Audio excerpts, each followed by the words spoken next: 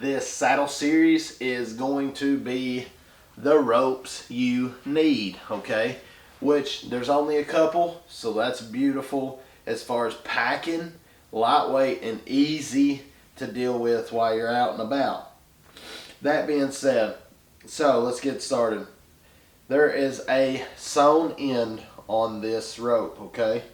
This rope is rated well over 3,000 pounds. Some of them are upward of 5,000 and 6,000 pounds, okay, as far as the strength. You're only going to need 2 of these ropes.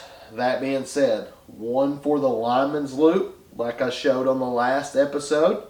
It'll go right in that red. So what you would do, essentially, is go around the red, okay, and you're just going to come back through itself, and that is going to get a nice little girth hitch there, and that's going to let it live right there. So if you've got a pouch or whatever hooked to this MOLLE, you can dump it in there. That's where it can live, okay? And then whenever you get to the tree, you're going to take this around the tree, you're going to hook it to this side, and then you're going to work as far as getting close or letting yourself back from the tree so you can work on putting those sticks on the tree, okay? This does have a mechanical device on it. We'll go into those a little bit later. But typically you'll find a Prusik knot right here, which works just as good. There's no problem with the knot. But the only thing is, this just makes it into a one-handed operation.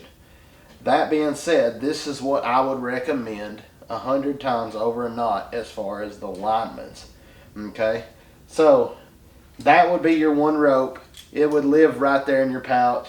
That's for climbing, or maybe you need to stand up. Maybe you need to adjust something on your bridge, tether or whatnot. So, secondly, you would have one of these same ropes, typically about the same diameter.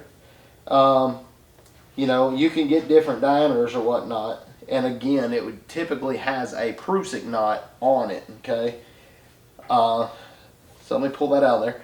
So whenever you got up to the tree, this would be around the tree. Of course, we'll do a climb at the end of this series to kind of show you what I'm talking about. But you would go to the tree. This would actually go around the tree. And same thing. It would go back to itself, through itself. Okay? It would be around the tree. And then you would take what we called earlier the bridge, and you just clip that carabiner in it, and then there you are. You're hanging. Okay? So if that were around a tree, you would see, and then there you go. You would make an adjustment here as far as how high you want this to run, how wide and whatnot as far as comfortability. But that's the only 2 ropes you're really going to need, unless you jump into some other types of climbing, SRT, one sticking, JRB. There's a lot of different methods. We may go over that later, but I'm just showing you the basic getting into saddle hunting, easiest way to do things, just to explain it step by step, because there is some things you can work around to do it your own way, so you can actually do this on a budget. Now, besides those 2 ropes, the thing I like to attach to my MOLLEs in the saddle, which was the little loops around the edge, is I like to attach one of these bow ropes, or whatever you like to call it. That way, it's there always on my side.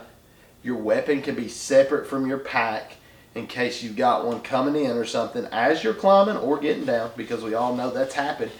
It pulls out. You're going to attach to your weapon, and that way when you get up there, it's going to be as simple as just reeling it up, okay? That's just a retractable little device. Nothing wrong with just a bow rope where you have it tied on there, maybe thrown in your pouch, then you're able just to pull it up like normal.